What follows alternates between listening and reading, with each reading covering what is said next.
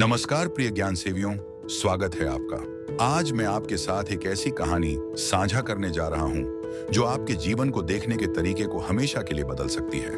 ये कहानी उद्देश्य, संतोष और हमारे अस्तित्व के अर्थ के बारे में है। एक दिन एक युवा यात्री रघुनंदन मठ में आया, अपने मन में अनगिनत प्रश्नों का बोझ लिए हुए। उसकी आंखों में एक अजीब बेचैनी थी। वह बुद्धिमान भिक्षु के पास गया और पूछा, गुरुजी, जीवन का अर्थ क्या है? मैं बहुत दूर दूर तक यात्रा कर चुका हूं उत्तर की खोज में, लेकिन मुझे केवल भ्रम ही मिलता रहा। भिक्षु हल्की मुस्कान के साथ खड़े हुए और रघुनंदन को पास की नदी के किनारे ले गए। वे दोनों पानी के किनारे बैठ गए। फिर भिक्षु ने मुट्ठी भर रेत उठाई और धीरे धीरे अपनी उंगलियों से उसे गिरने दिया। मुझे बताओ रघुनंदन, भिक्षु ने कहा, क्या तुम इस रेत को हमेशा अपनी मुट्ठी में पकड़ सकते हो? रघुनंदन ने सिर हिलाया। नहीं गुरुजी, जितना अधिक मैं इसे कसकर पकड़ता हूं, उतनी ही तेजी से यह फिसलती जाती है। भिक्षु ने सहमति में सिर हिलाया। जीवन भी इसी रेत की तरह है। यदि तुम इसे नियंत्रित करने, इसे पकड़ कर रखने या इसके बीतने से डरने की कोशिश करोगे तो यह और अधिक तेजी से फिसल जाएगा। लेकिन यदि तुम इसे सहजता से स्वीकार करोगे, इसकी प्रत्येक क्षण का आनंद लोगे, तो तुम्हें शांति मिलेगी। रघुनंदन अभी भी संतुष्ट नहीं था। उसने फिर पूछा, लेकिन हम यहाँ क्यों हैं? हमारा वास्तविक उद्देश्य क्या है? भिक्षु उठे और एक पेड़ की ओर इशारा किया जिसकी पत्तियां झड़ रही थी। क्या तुम इस पेड़ को देख रहे हो? यह नहीं पूछता कि यह क्यों बढ़ रहा है, इसकी पत्तियां क्यों गिर रही हैं, या इसे मौसमों के परिवर्तन का सामना क्यों करना पड़ता है। यह बस अपने स्वाभाविक रूप में जीता है। जीवन का अर्थ कोई ऐसा उत्तर नहीं है जिसे खोजा जाए रघुनंदन, बल्कि यह कुछ ऐसा है जिसे जिया जाए।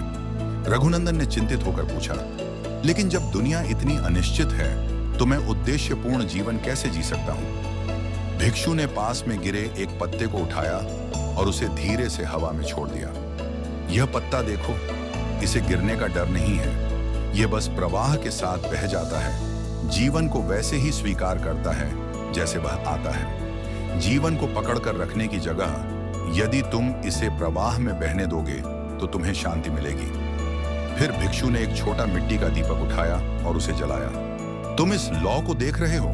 यह इस बारे में चिंता नहीं करती कि यह कब तक जलेगी या यह सितारों जितनी उज्जवल क्यों नहीं है। यह बस जलती है, अपने चारों ओर प्रकाश फैलाती है। यही जीवन का सार है। जीवन का अर्थ खोजने में अपना समय मत गंवाओ, इसके बजाय इसे जीकर अर्थपूर्ण बनाओ। यह इस बात पर निर्भर करता है कि तुम कैसे जीते हो, कैसे प्रेम करते हो और दूसरों के जीवन में प्रकाश कैसे लाते हो।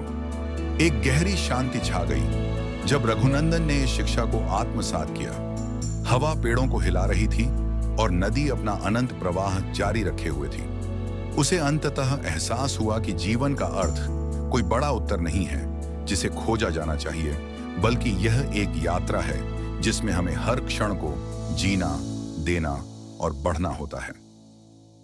आज की तेज तर्रार दुनिया में हम सफलता के पीछे भागते हैं, दूसरों से अपनी तुलना करते हैं और हमेशा कुछ छूट जाने के भय में जीते हैं। लेकिन जैसे हमारे हाथों से फिसलती रेत की तरह जीवन को नियंत्रित करने की कोशिश करना निरर्थक है। इसे बस अनुभव किया जाना चाहिए। दुनिया हमें बाहरी चीजों में उद्देश्य खोजने के लिए कहती है, लेकिन असली अर्थ हमारे भीतर होता है।